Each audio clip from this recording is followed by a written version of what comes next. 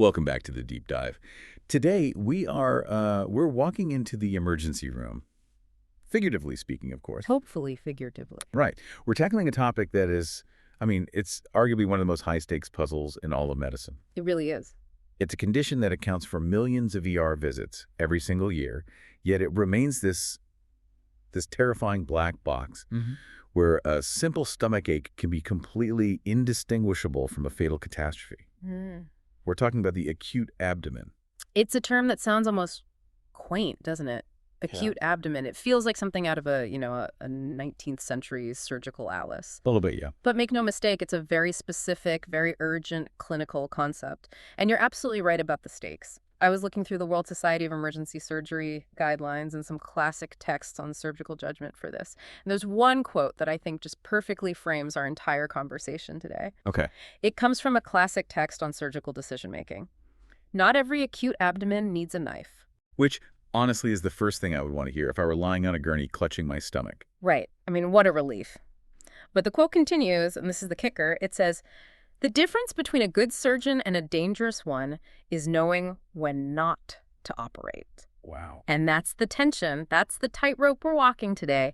How do doctors in a crowded, noisy ER differentiate between, a really bad tummy ache, maybe just gastroenteritis or some bad takeout, and a true physiological disaster? I'm talking about a perforated ulcer, a ruptured aneurysm, or dead bowel. And the consequences of getting that wrong are immense. If you miss the difference, the mortality rate just skyrockets. And looking at the numbers in the source material, it's staggering. Abdominal pain accounts for something like, 5 to 7% of all ER visits? That's right. It's a massive volume of patients. Think about any given ER on a Friday night.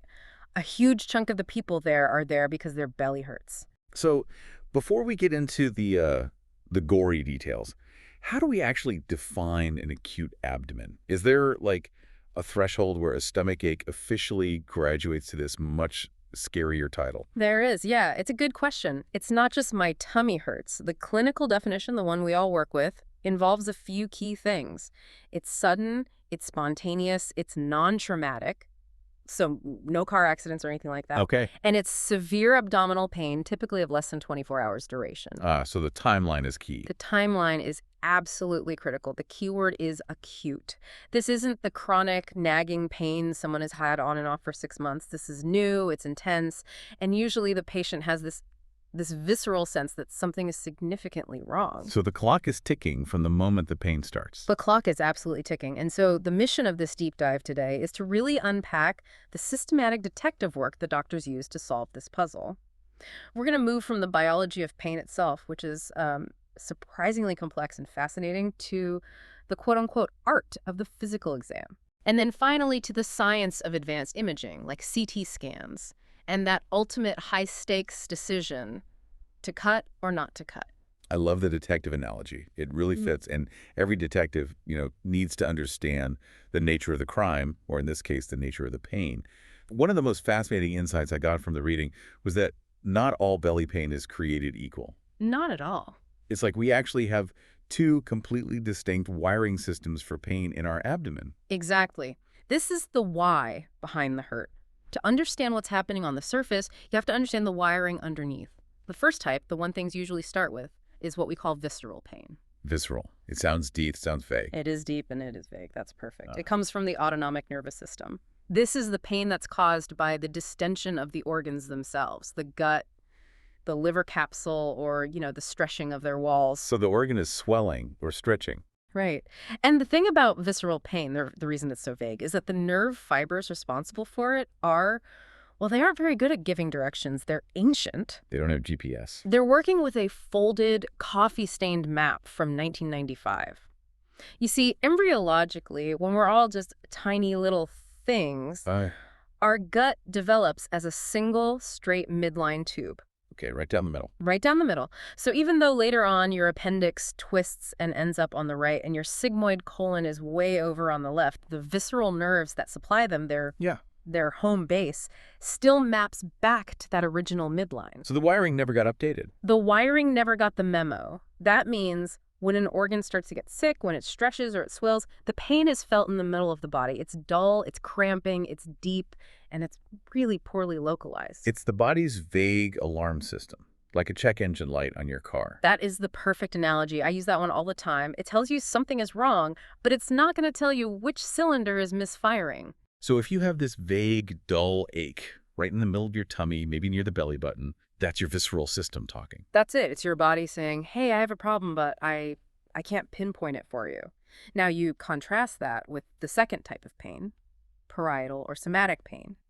This is a completely different animal. This is when the check engine light turns into smoke pouring out from under the hood. Exactly. Smoke, flames, the whole 9 yards.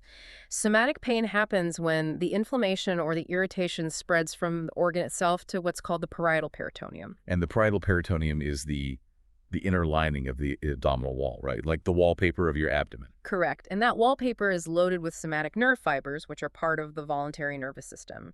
These nerves are precise. They have 4K resolution. They know exactly where they are. Right. So when that lining gets irritated, say, by pus from an appendix or blood from a rupture or stomach acid from a perforated ulcer, the pain becomes sharp, intense, and surgically localized. A patient can point to it with one finger and say, it hurts right here. And the sources use appendicitis as the classic example of this shift. It's almost like a narrative arc of the disease playing out. Is the textbook case. It's beautiful in a clinical sense. Think about the classic story of appendicitis. It almost always starts as that dull, vague ache right around the belly button, the periumbilical region. Okay, so that's the visceral pain. The appendix is blocked and it's stretching. Exactly. The check engine light is on. But as the inflammation gets worse, bacteria start to grow, pressure builds, and eventually some pus or inflammatory fluid leaks out and touches the abdominal wall lining the right lower quadrant.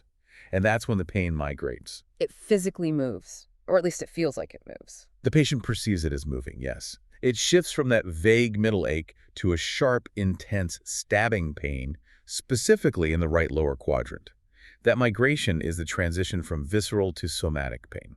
And that tells the doctor that the disease is progressing. It's progressing from just an angry organ to a local catastrophe. The fire is spreading outside the furnace.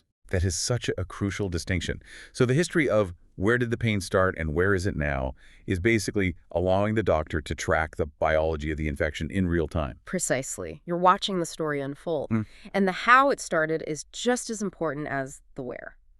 The speed of onset is a massive, massive clue. We look for what we call explosive or split-second onset. Like a thunderclap. Yes, exactly, a thunderclap. If a patient can tell you, I was sitting here reading a book feeling fine at 2 p.m., and at 2:01 p.m., I felt like I was kicked by a horse. Whoa. That suggests something has ruptured or perforated or blocked instantly.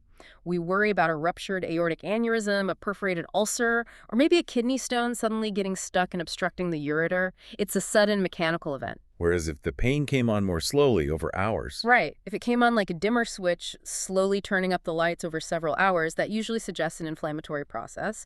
Bacteria take time to multiply, an abscess takes time to form. Inflammation takes time to swell. So gradual onset points you toward infection. Generally, yes. It points us toward things like appendicitis, diverticulitis, cholecystitis, the slow burn. Now, there was one specific historical clue in the notes that I found incredibly practical, almost like folk wisdom, but it's apparently very real. The car bump sign. Ah, yes. This sounds like old school country doctor wisdom, but the sources say it's actually highly predictive. It is. It is a very practical, real-world test for peritonitis, for that somatic pain we were just talking about. If a patient tells you the Uber ride to the hospital was agony because every time the car hit a bump or a pothole, I felt a stabbing pain, that is a huge red flag. Because the simple vibration is enough to shake that inflamed lining. Exactly. If the peritoneum is inflamed, it becomes exquisitely hypersensitive. Just the subtle jostling of the car or even someone bumping into the patient's bed and them wincing in pain is enough to cause severe, sharp pain. We call that jolt tenderness. So a positive car bump sign means the likelihood of them needing surgery goes way up. Way, way up. It strongly suggests the inflammation is no longer confined to the organ. Okay, so we've analyzed the type of pain and the timing. Now let's talk about geography. The doctors divide the stomach, or the abdomen, I should say, into quadrants. It really is like a map of a crime scene. It is a map, a differential diagnosis map. And knowing what lives in what neighborhood helps you identify the likely suspect. Let's start in the right upper quadrant, the RUQ. Okay, so that's Under the ribs on the right side. Right, what lives there. The big players are the liver and the gallbladder. So if you have pain there, especially pain that starts an hour or so after eating a fatty meal, which stimulates the gallbladder to squeeze, Right. we immediately suspect cholecystitis, which is just a fancy word for inflammation of the gallbladder, usually from a gallstone getting stuck. And there's a classic physical exam maneuver for this one, right? Mhm. Murphy's sign. I saw that in the notes. Yes, Murphy's sign. This is where you gently press your fingers up under the right rib cage, right where the gallbladder lives, and you ask the patient to take a big, deep breath in. Okay, and what's the mechanism there? Well, when you take a deep breath, your diaphragm moves down, and it pushes the liver and the gallbladder down with it. Hmm. If the doctor holds their hands still under the ribs, the inflamed, angry gallbladder is pushed right down into the doctor's waiting fingers. Ouch. Exactly. The patient will suddenly stop breathing mid-inspiration. They'll catch their breath because of the sharp, sudden pain. That abrupt stop, that inspiratory arrest, is a positive Murphy sign, and it's incredibly specific for gallbladder issues. That's a very clever little trick. Okay, let's move south. The right lower quadrant, the RLQ. This seems like the most famous or maybe infamous quadrant in medicine. It is the danger zone, without a doubt. The most famous resident there is, of course, the appendix. Right. So we're looking for tenderness at a place called McBurney's Point, which is roughly 1/3 of the distance from the hip bone to the belly button. That's the classic spot. But, and this is critical, the notes mentioned a massive, massive caveat here, specifically for women in this area. Oh, this is non-negotiable. This stood out to me too. The rule is, in any woman of childbearing age presenting with lower abdominal pain, you must assume it is an ectopic pregnancy until proven otherwise. That sounds extreme, but I'm guessing it's for a very good reason. It's a rule written in blood, unfortunately. An ectopic pregnancy is a pregnancy that's growing outside the uterus, usually in one of the fallopian tubes. And the tube it's just not designed to stretch like the uterus is. So it's a ticking time bomb. It is. If it grows large enough, it will rupture the tube, and that can cause massive, catastrophic internal bleeding. A young, healthy woman can bleed to death remarkably fast from a ruptured ectopic. It's a true can't-miss diagnosis. So before you even start thinking about just an appendix, you have to get a pregnancy test and rule that out. Always. Every single time. Even if the patient says, oh, there's no way I can be pregnant, you check. And it could also be an ovarian torsion where the ovary literally twists on its own blood supply, strangling itself. So for women, the differential diagnosis list in the lower abdomen is twice as long and, frankly, twice as dangerous. Okay, let's cross over the midline to the left lower quadrant, the LLQ. What's hanging out down there? The main player there is the sigmoid colon. It's the S-shaped part of the large intestine right before the rectum. And what we often see there, especially in older patients, is diverticulitis. That's the inflammation of those little pouches or diverticula that can form in the colon wall. Exactly. We often call it left-sided appendicitis because the mechanism obstruction of one of those little pouches leading to inflammation and sometimes perforation is very similar. But it just sits on the left side and typically affects, people over 50 or 60. Makes sense.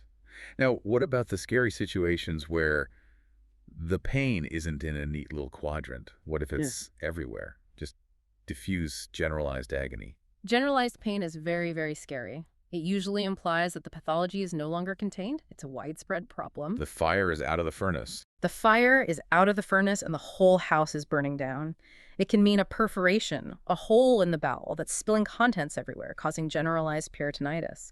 Or it could be a large bowel obstruction where the entire belly is distended and tight like a drum. There was one specific condition mentioned under diffuse pain that sounded absolutely terrifying. Ischemic bowel. Mesenteric ischemia.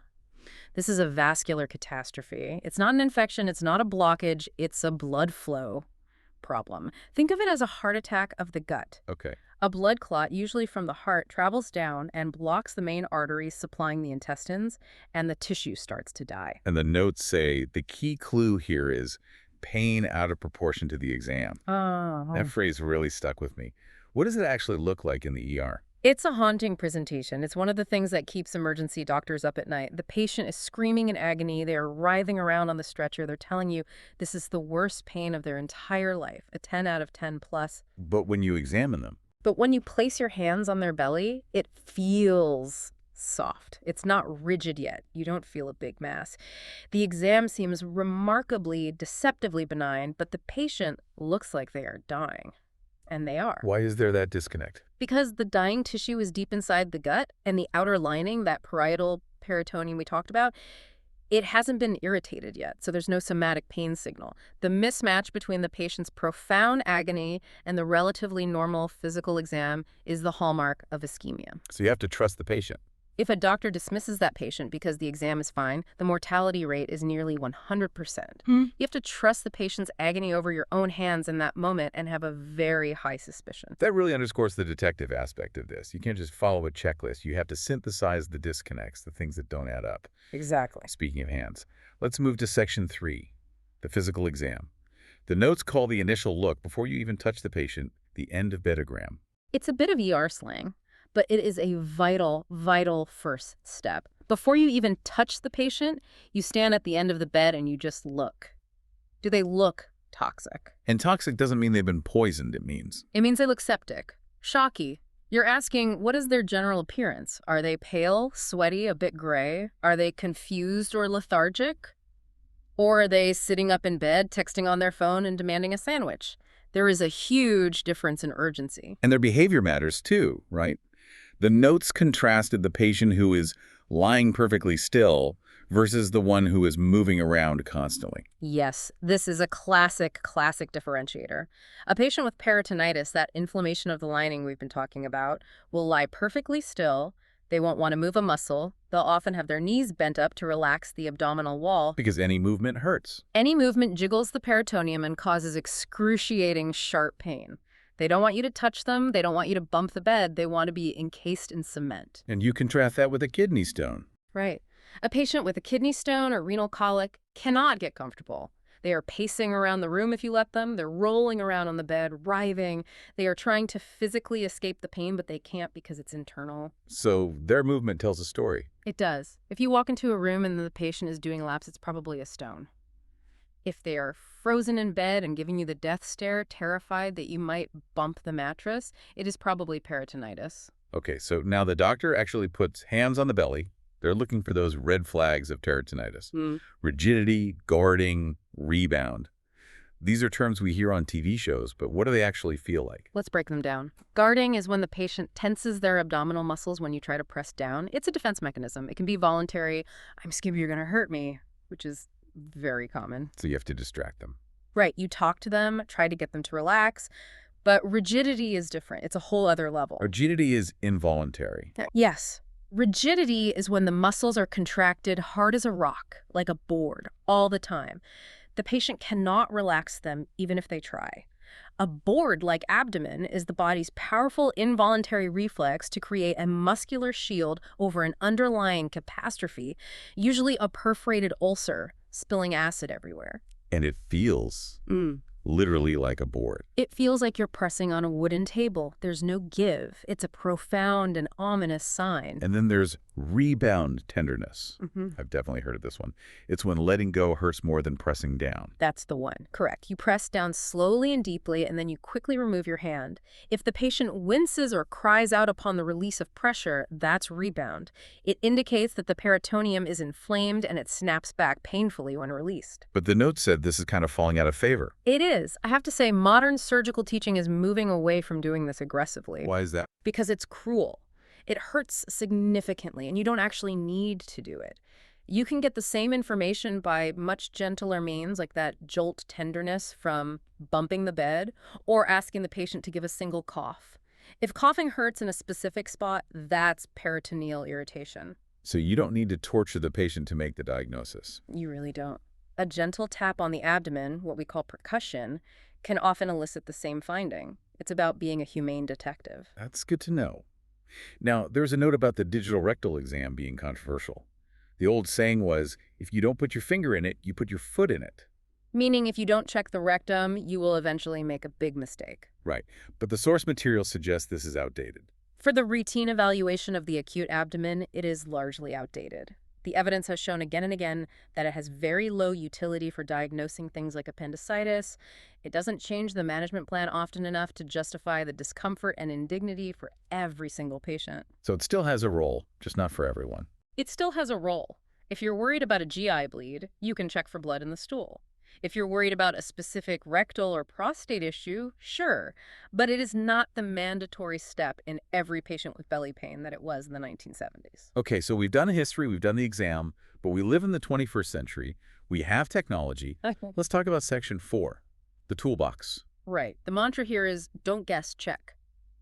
As good as the history and physical exam are, the error rate of relying on them alone is surprisingly high, especially in complex cases. We have tools to look inside the body, so we should use them. And the heavyweight champion, the undisputed king of the toolbox, seems to be the CT scan. Computed tomography, yes. For adults with non-localized pain or pain in the lower quadrants where the diagnosis isn't obvious, it really is the gold standard. It gives you this incredible slice-by-slice, cross-sectional view of the entire abdomen and pelvis. And the notes mention that using IV contrast is preferred. Why is that dye so important? The IV contrast, which is an iodine-based dye, is what brings the picture to life. It makes the solid organs and blood vessels light up.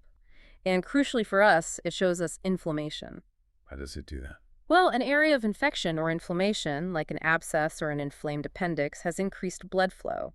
More blood vessels, more delivery trucks bringing in the troops. So that area will light up or enhance more brightly with contrast than the surrounding tissue. I see. It also allows us to see if the bowel wall is receiving blood. If a loop of bowel is dark while everything else is bright, it means it's ischemic. It's not getting blood flow. It's dead or dying. Without contrast, a lot of the abdomen just looks like different shades of gray soup. But CT involves a significant dose of radiation. It's not insignificant, so I assume we don't just use it for everyone every time. Correct. That's a huge consideration. We try to strictly avoid radiation whenever possible, especially in two groups: children and pregnant women. Because they're more sensitive to the long-term risks. Exactly. For them, and also for issues specifically in the right upper quadrant, like the gallbladder, the first-line imaging tool is almost always ultrasound. And ultrasound uses sound waves, so zero radiation. Exactly. Zero radiation. It's completely safe. And it's excellent for looking at solid organs like the liver, kidneys, and spleen. It's the absolute best test for finding gallstones. And it's great for looking at the female reproductive tract, the ovaries, the uterus. So it's the go-to for kids with suspected appendicitis too. It's the first test we do, yes. We try to diagnose appendicitis in kids with ultrasound to spare them the radiation from a CT scan. But there's a catch with ultrasound, right? It's Yeah. not as foolproof as a CT. That's the downside. It is highly user-dependent. A CT scan is a standardized data set. Any radiologist can scroll through it later and see the same thing. An ultrasound is dynamic. The quality of the image and the diagnosis depends entirely on the skill and experience of the technician holding the probe in that moment. I see. Also, ultrasound cannot see through two things: gas and bone. So if a patient's abdomen is full of bowel gas, which is very common in these situations, or if the patient is obese, the sound waves scatter, and you might not be able to see the appendix or the ovaries at all. Okay. What about good old-fashioned x-rays? Plain films, do we still use those at all? It Yeah. seems like they've been pushed aside. They are of very limited use nowadays for general abdominal pain, Yeah. but they do have one specific and very important superpower. And that is? They are great at detecting free air. Free air. Air that's not supposed to be there. Exactly. Air that's not inside the bowel. If you take an upright chest x-ray, we look at the chest because it gives us the best view of the diaphragm, and you see a thin black crescent of air trapped under the diaphragm. Mm-hmm. Where the liver or stomach should be flush against it, that air had to come from somewhere. And usually it came from a hole in the intestines. It's called pneumoperitoneum, and it indicates a perforation. So if you see air under the diaphragm on an x-ray, the detective work is basically done. Essentially, yes. For the most part, that is an automatic trip to the operating room. It confirms a hole in the gut that needs to be fixed. Let's talk about the labs, the blood work. Yeah. I feel like patients often put a lot of faith in this. You know, the blood tests will tell me what's wrong. And they are, unfortunately, often disappointed. Blood tests in an acute abdomen are supportive, not diagnostic. They add a piece to the puzzle, but they rarely solve it on their own. So the white blood cell count. Right, the WBC, we look at it in every patient. If it's high, it suggests there's inflammation or infection somewhere in the body. But, and this is a massive, but A normal WBC does not rule out something serious like appendicitis. Really? You can have a normal white count and still have a bursting appendix. Oh, absolutely. Especially early in the course of the disease, or in the elderly, or in people who are immunocompromised. If you send a patient home just because their white count is normal, despite a convincing story and exam, you will get burned. You treat the patient, not the number on the screen. Okay, that's a really important point. What about lactate? The notes call this one the worry number. Lactate, or lactic acid, is a byproduct of anaerobic metabolism. Basically, when your cells aren't getting enough oxygen, they switch to a backup energy system that produces lactate. So it's a sign of cellular stress. Severe cellular stress. In the context of an acute abdomen, a high or rising lactate level screams ischemia or sepsis. It's a strong indicator that bowel tissue might be dying, or that the patient is in shock. If the lactate is climbing, the patient is deteriorating physiologically, even if their blood pressure is still okay for the moment. It's an early warning signal of impending doom. It's a huge red flag, yes. Okay, so we've gathered all this data, the history, the exam, the scans, the labs. Now comes the hard part. Section 5, the decision-making. Yeah. To cut or not to cut. This is it. This is the crux of surgical judgment. And as we said at the very start, the goal isn't just to identify who needs surgery, but also to identify who doesn't. The goal is to differentiate the surgical emergencies from the medical mimics. Medical mimics. You mean things that look and feel like a surgical problem, but the cause is actually something else entirely. Exactly. These are the traps set for the unwary. For example, diabetic ketoacidosis, or DKA. A complication of diabetes. Right, a severe high blood sugar crisis. Patients with DKA can present with terrible abdominal pain, vomiting, and even a high white blood cell count. They can look just like a surgical patient. But they don't need a scalpel. They don't need a scalpel, they need insulin and IV fluids. And in fact, if you mistakenly operate on them, the stress of surgery could actually push them over the edge and kill them. Wow. Okay, so DKA is one. What else? A heart attack. An inferior myocardial infarction, that's a heart attack on the bottom wall of the heart, can present as severe upper abdominal pain or epigastric pain because the heart sits right on top of the diaphragm. So it's referred pain. It's referred pain. You don't want to be taking a patient who is actively having a heart attack to the operating room for an abdominal exploration. You need to get an EKG, not pull out a knife. Pneumonia too, right? Yeah. I saw that in the notes. Yes. A lower lobe pneumonia, an infection in the bottom of the lung, can irritate the diaphragm and cause referred pain to the upper abdomen. So, rule number 1 is, before you blame the abdomen, make sure the chest is clear. But let's say it is surgical. We've ruled out the mimics. There is a hole or an abscess or dead tissue. The goal then, as the notes say, is source control. Right. Source control is a fundamental principle of surgery. Antibiotics are great, but they are not enough if there is a hole pouring feces into the belly or a pressurized bag of pus. You have to physically control the source of the infection. And that can mean draining it, removing it, or repairing it. Exactly. You might use a needle to drain an abscess. You might perform a debridement, which is cutting away dead tissue. Or you might do a repair, which is sewing up a perforation. The goal is to stop the ongoing contamination. Now, there's one situation where you don't even stop for the fancy CT scan. The truly unstable patient. This is the golden rule, the absolute. If a patient presents with a rigid, board-like abdomen and they have low blood pressure or hypotension, they are unstable, they are in shock, they are actively dying. And you do not send them to the CT scanner. You do not pass go, you do not collect $200. Why not? The scanner takes, what, 2 minutes? Because the CT suite is often called the tunnel of death for unstable patients. Think about it from a practical standpoint. You are taking a critically ill patient, often far down the hall, and putting them inside a giant donut where you can't easily see them or access them. You can't do CPR in a CT scanner. You can't effectively resuscitate them in there. If their heart stops in the scanner, they die in the scanner. The minutes wasted getting the scan are minutes that should have been spent stopping the bleeding or the contamination. That is a chilling image. It's the reality. If they are unstable with a surgical abdomen, time is tissue and time is life. They go straight from the ER to the operating room for an exploratory laparotomy. You open them up, find the problem, and fix it. You diagnose with the knife. That is incredibly intense. Now, finally, let's just touch on Section 6, special populations. The notes mention that the elderly are often the most challenging group to diagnose. The elderly are. They're terrifying in this context. We have a term for it. The silent abdomen. Silent? What does that mean? It means their bodies don't react the way a young, healthy person's body does. Their immune systems are aging, a process called immunosenescence, so they might not mount a fever, even with a raging infection. Okay. Their bone marrow might not produce a high white blood cell count, and their abdominal muscles are often weaker or more lax, so they might not have that classic gourd-like rigidity, even if they have widespread peritonitis. So all the classic alarms are broken or muted. The alarms are muted. You can have an 85-year-old with a perforated colon who just looks a bit off, maybe a little confused, and just complains of some mild, vague discomfort. But inside, it's a disaster. And I'm guessing the outcomes are worse. The mortality rate for an acute abdomen in the elderly is much, much higher, somewhere between 11 to 14% compared to maybe 1 or 2% in younger adults. Yeah. You have to have a super high index of suspicion and a much lower threshold to get a CT scan. And on the other end of the age spectrum, children. Kids are tough for a different reason. They can't tell you the history. A 2-year-old can't describe the migration of pain from visceral to somatic. They just cry and point to their tummy. Right. And kids get stomach aches for everything: strep throat, ear infections, the flu. So we have to rely heavily on the physical exam, scoring systems that try to stratify risk, and, as we said, using ultrasound as our first-line imaging choice. So we have covered a lot of ground here, from the embryology of pain to the tunnel of death. As we wrap up, what are the big essential takeaways for our listeners? I think if you boil it all down, there are 3 main pillars. First, anatomy dictates destiny.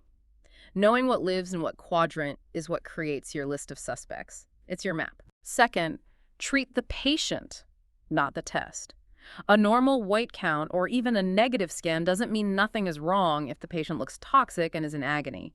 Clinical judgment still reigns supreme. And the third? And third, the acute abdomen is a race against time. Hesitation or delayed diagnosis can be the difference between a simple recovery and a fatal outcome. It really emphasizes why that initial assessment, that endobitogram, is just so incredibly vital. It sets the whole course. It sets the whole tone for the encounter. Absolutely. I want to leave us with a final provocative thought. You know, we have AI that can read CT scans, we have robotic surgery, we have all this incredible technology. But the mortality rates for some of these common conditions, like a ruptured appendix, haven't dropped as drastically in the last few decades as we might hope. That's true. And I wonder why. I think it's because it still relies on that initial, fundamentally human interaction. The patient having the sense to seek help, and the doctor having the intuition to recognize the subtle signs. The technology is only as good as the clinical suspicion that orders it in the first place. That is the absolute truth. You can have the fanciest scanner in the world, but if you don't suspect mesenteric ischemia in the patient with a soft belly and terrible pain, you'll never order the right test. It all starts with listening to the patient. It all starts with trusting your gut, both yours and theirs. Trust your gut. Literally, a perfect place to end. Thank you so much for guiding us through this deep dive. My pleasure. And to our listeners, thanks for tuning in. We'll see you next time.